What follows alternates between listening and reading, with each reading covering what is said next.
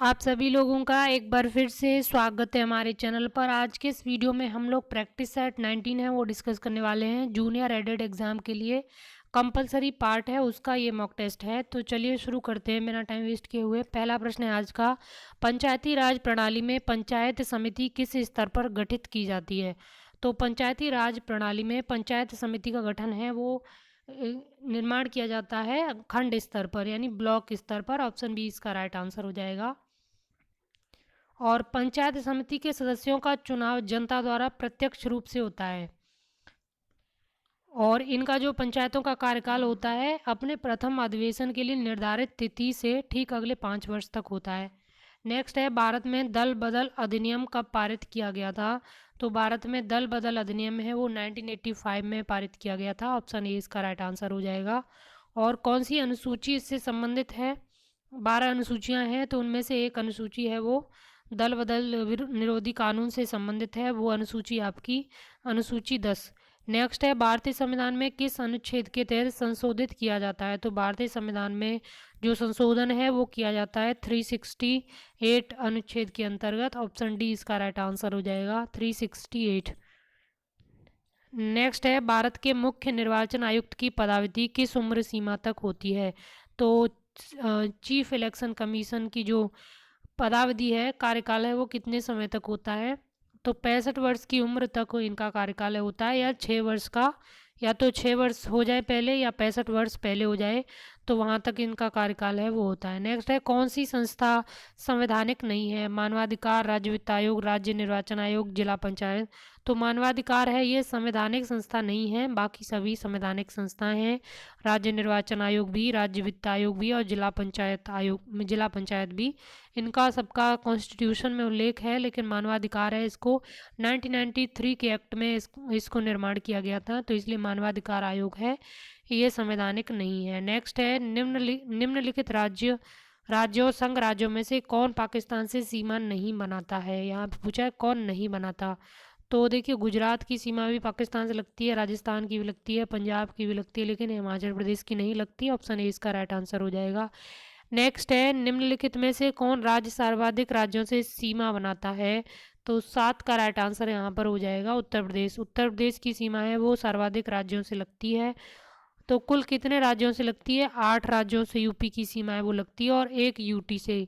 और यूटी कौन है? तो यूटी दिल्ली से इसकी सीमा लगती है। बाकी राज्यों में 8 राज्य कौन से हैं? तो इसमें है हिमाचल प्रदेश, हरियाणा, बिहार, उत्तराखंड, मध्य प्रदेश, राजस्थान, झारखंड, छत्तीसगढ़, और ये 8 राज्य हैं और दिल्ली केंद्र शासित प्रदेश है। नेक्स्ट है, पुडुचेरी का विभाजन क्षेत्र किस राज्य में नहीं है? तेलंगाना, तमिलनाडु, केरल, आंध्र प्रदेश। तो इनमें से कहाँ पर पांडिचेरी का वो क्षेत्र है वो नहीं है? तो 8 का राइट आंसर ऑप्शन बी हो जाएगा। तेलंगाना में पांडिचेरी का विस्तार है वो नहीं है, बाकी इन सब में छोटे छोटे एंक्लेव हैं वो हैं पांडिचेरी के। नेक्स्ट है, गोविंद सागर झील भारत के किस राज्य में स्थित है? तो गोविंद सागर झील है ये हिमाचल प्रदेश में स्थित है। ऑप्शन सी इसका राइट आंसर हो जाएगा। ये सतलज नदी पर इसको निर्मित किया गया है। नेक्स्ट है, सविनय अवज्ञा आंदोलन के समय महात्मा गांधी ने कौन सा सत्याग्रह वो शुरू किया था? तो नमक सत्याग्रह है सविनय अवज्ञा आंदोलन के दौरान गांधी जी ने शुरू किया था। Right answer option A. Next है, नर्मदा बचाओ आंदोलन से निम्नलिखित में से कौन संबंधित है? तो मेधा पाटेकर ये नर्मदा बचाओ आंदोलन से संबंधित हैं। ऑप्शन सी इसका राइट आंसर हो जाएगा। नेक्स्ट है, विश्व वानिकी दिवस कब मनाया जाता है? विश्व वानिकी दिवस है ये 21 मार्च को मनाया जाता है। इस बार इसकी थीम क्या थी? करंट अफेयर्स का ये सवाल बन सकता है, तो 12 का राइट आंसर हो जाएगा ऑप्शन बी। 21 मार्च को प्रतिवर्ष विश्व वानिकी दिवस के रूप में मनाया जाता है। 5 जून को पर्यावरण दिवस मनाया जाता है। 16 सितंबर को ओजोन संरक्षण दिवस है वो मनाया जाता है और 31 मई को तंबाकू निषेध दिवस है वो मनाया जाता है। नेक्स्ट है, ऋग्वेद है। तो ऋग्वेद क्या है? स्रोतों का संकलन, कथाओं का संकलन, शब्दों का संकलन या युद्ध का ग्रंथ। तो 13 का राइट आंसर ऑप्शन ही हो जाएगा, स्रोतों का संकलन। नेक्स्ट है, निम्नलिखित में से किस राजवंश के अभिलेख से इस परंपरा का समर्थन होता है कि लुम्बिनी शाक्य मुनि बुद्ध का जन्म स्थान था? तो ये होता है मौर्य काल के अभिलेखों से। 14 का राइट आंसर ऑप्शन ही हो जाएगा। लुम्बिनी अभिलेख है उसी में दिया गया इसका उल्लेख। नेक्स्ट है, निम्नलिखित में से किस प्रथा की शुरुआत राजपूतों के समय में हुई थी? तो ये हुई थी जौहर प्रथा। 15 का राइट आंसर ऑप्शन सी हो जाएगा, जौहर प्रथा। इसमें राजपूतों द्वारा मुस्लिम आक्रमणकारियों से स्त्रियों की रक्षा के लिए जौहर प्रथा का प्रचलन हुआ था। इसमें सभी राजपूत पुरुषों के युद्ध में मारे जाने के पश्चात किले में सभी स्त्रियां सामूहिक रूप से चिता में कूदकर जान दे देती थीं। और लेकिन ऐसा भी नहीं कि सीधे मर जाती थीं, पहले पूरी लड़ाई भी करती थी, उसके बाद ये जब लगता था कि अब कुछ भी नहीं बचा है तब ये जौहर करती थी। नेक्स्ट है, औरंगजेब की मृत्यु के समय मराठा नेतृत्व किसके हाथ में था? तो औरंगजेब के समय जो मराठा नेतृत्व है वो ताराबाई के हाथों में था। ऑप्शन डी इसका राइट आंसर हो जाएगा। नेक्स्ट है, ब्रिटिश भारत की राजधानी का कलकत्ता से दिल्ली स्थानांतरण किसके काल में क्रियान्वित हुआ था? तो कलकत्ता से दिल्ली जो राजधानी स्थानांतरित हुई थी अंग्रेजों काल में, वो हुई थी लॉर्ड हार्डिंग के समय में। ऑप्शन बी इसका राइट आंसर हो जाएगा। 17 राइट आंसर ऑप्शन वी। 1911 में जॉर्ज पंचम व महारानी मैरी को भारत में बुलाया गया था और तभी दिल्ली दरबार का भव्य आयोजन है वो किया गया था। तभी दिल्ली राजधानी स्थानांतरण की वो घोषणाएं की गई थी और 1912 में दिल्ली राजधानी है वो स्थानांतरित हो गई थी। नेक्स्ट है, रॉलेट एक्ट किस वायसराय के काल में पारित हुआ था? तो 18 का राइट आंसर आपका हो जाएगा ऑप्शन सी, लॉर्ड चेम्सफोर्ड के समय रॉलेट एक्ट है वो पारित किया गया था। नेक्स्ट है 19, गुरुत्वाकर्षण के सार्वभौमिक नियम का प्रतिपादन है वो किसने किया था? तो गुरुत्वाकर्षण के सार्वभौमिक नियम का प्रतिपादन है वो न्यूटन के द्वारा किया गया था। ऑप्शन ए इसका राइट आंसर हो जाएगा। नेक्स्ट है, निम्नलिखित में से किसके लिए माध्यम आवश्यक नहीं है? तो इनमें से किसके लिए माध्यम की आवश्यकता है वो नहीं होती? तो 20 का राइट आंसर हो जाएगा, विकिरण। बाकी संवहन, चालन, संवहन गैसों में होता है, चालन आपके ठोस में होता है, लेकिन विकिरण है इसके लिए किसी माध्यम की आवश्यकता है वो नहीं होती है। नेक्स्ट है, भारतीय संविधान में समानता का अधिकार 5 अनुच्छेदों द्वारा स्वीकृत है, ये कौन से अनुच्छेद हैं? तो ये 14 से 18 के मध्य हैं। ऑप्शन बी इसका राइट आंसर हो जाएगा। नेक्स्ट है, निम्न में से कौन जल से हल्का है? तो जल से हल्का इनमें से कौन है? तो सोडियम है, इसलिए इसको केरोसिन में रखा जाता है। ऑप्शन बी इसका राइट आंसर हो जाएगा, सोडियम। नेक्स्ट है, लाल रक्त कणिकाएं मुख्यतः बनती हैं। तो लाल रक्त कणिकाएं हैं ये कहाँ पर बनती हैं? अस्थि मज्जा में यानी बोन मैरो में बनती हैं। ऑप्शन डी इसका राइट आंसर हो जाएगा। नेक्स्ट है, निम्नलिखित में से कौन सा रोग एक वायरस द्वारा होता है? डिप्थीरिया, मलेरिया, हेपेटाइटिस, हैजा। तो जो वायरस के द्वारा इसमें से होने वाला रोग है 24 का, वो हो जाएगा हेपेटाइटिस। मलेरिया है आपका प्रोटोजोआ से होता है और हेपेटाइटिस है ये वायरस से होता है। 24 राइट आंसर ऑप्शन डी।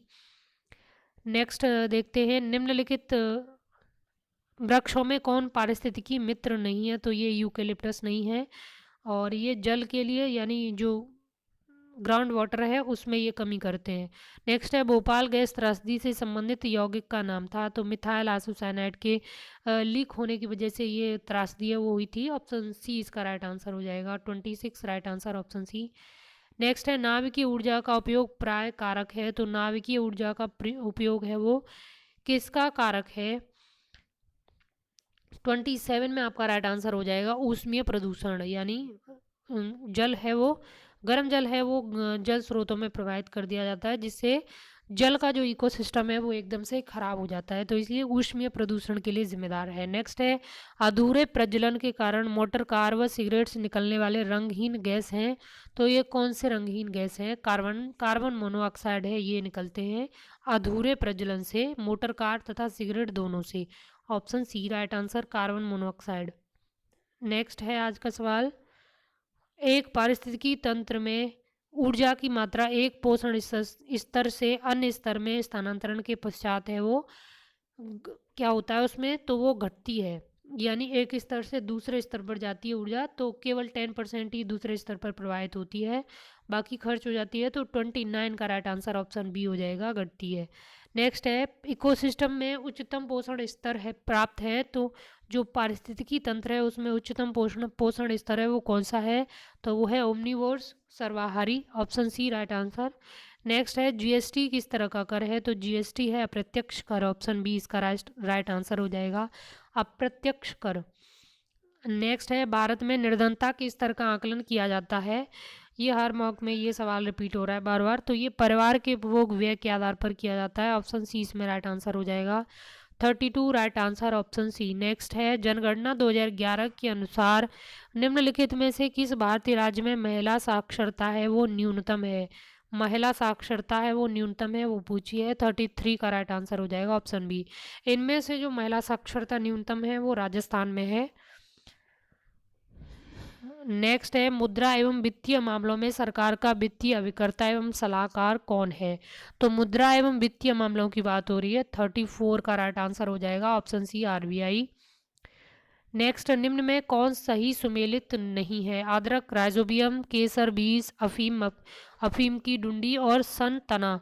तो देखिए यहाँ पे 35 में राइट आंसर हो जाएगा ऑप्शन बी केसर है। ये बीज से नहीं बनती है बल्कि फूलों में जो इसको बोलते हैं केसर, उससे ये केसर है उसका निर्माण होता है। 35 का राइट आंसर हो जाएगा ऑप्शन बी। तो ये पुष्प की जो वर्तिका होती है और वर्तिकाग्र होता है स्टिग्मा, उससे इसको प्राप्त किया जाता है केसर को, न कि बीज से। नेक्स्ट है 16 जनवरी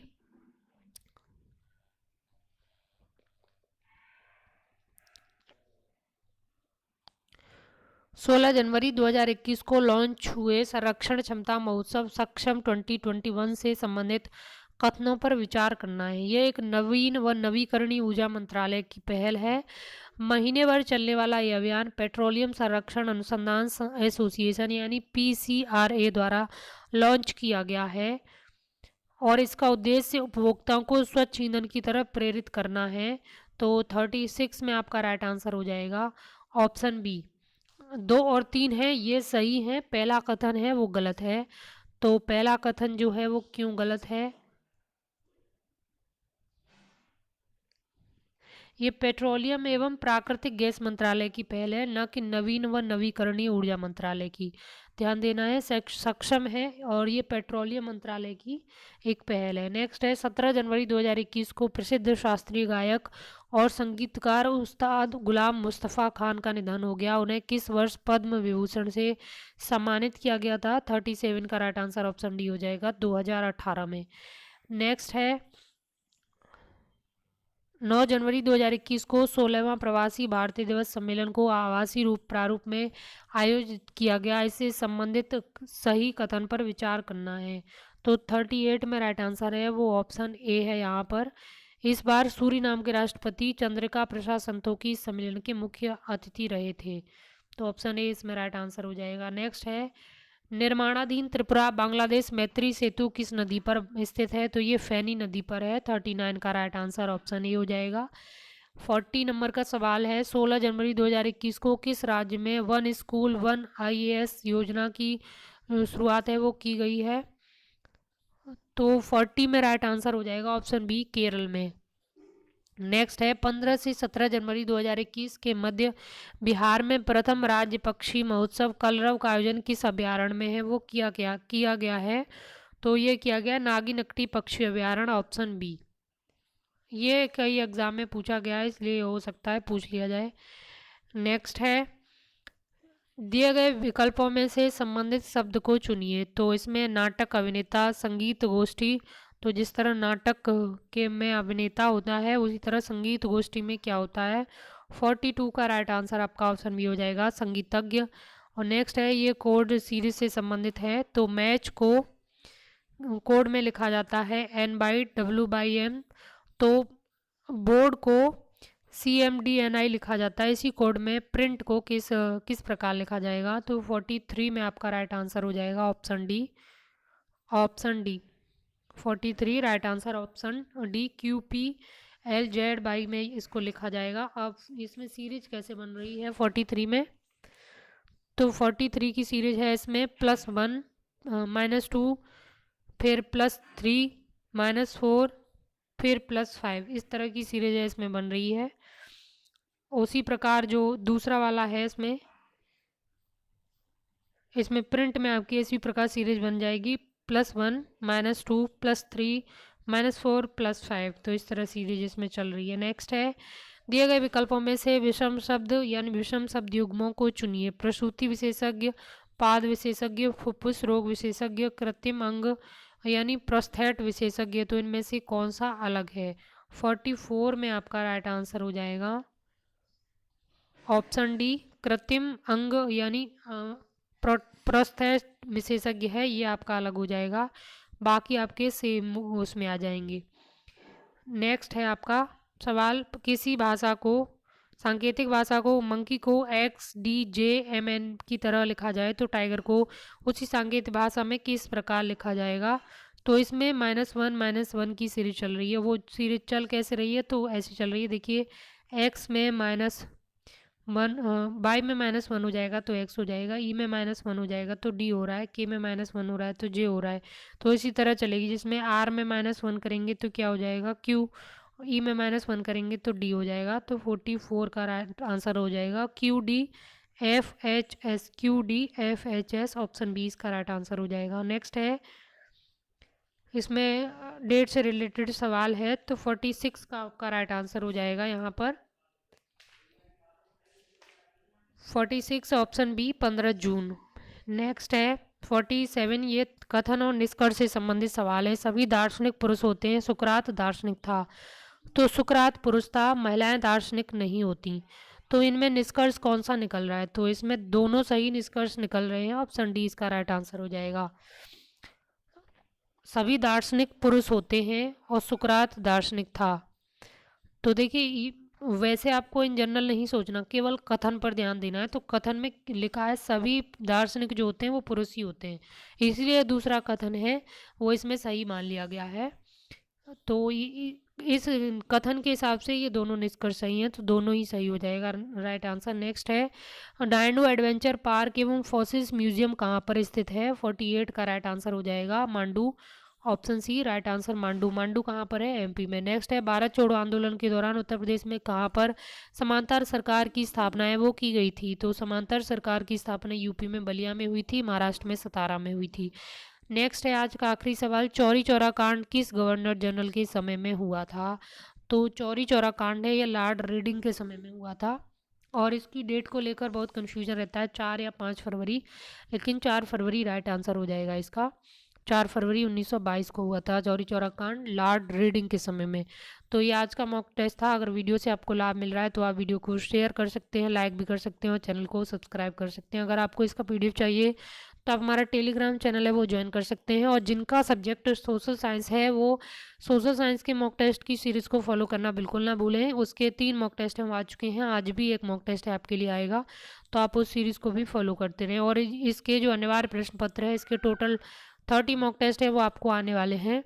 तो इसमें 19 आज कंप्लीट हो गए, अभी 11 मॉक टेस्ट हैं वो आपके और बचे हैं, तो वो आप इस सीरीज़ को पूरा ज़रूर फॉलो करते रहें। यहाँ से बहुत सारे सवाल हैं आपको मिलने वाले हैं। तो चलिए नेक्स्ट वीडियो मिलते हैं, थैंक यू।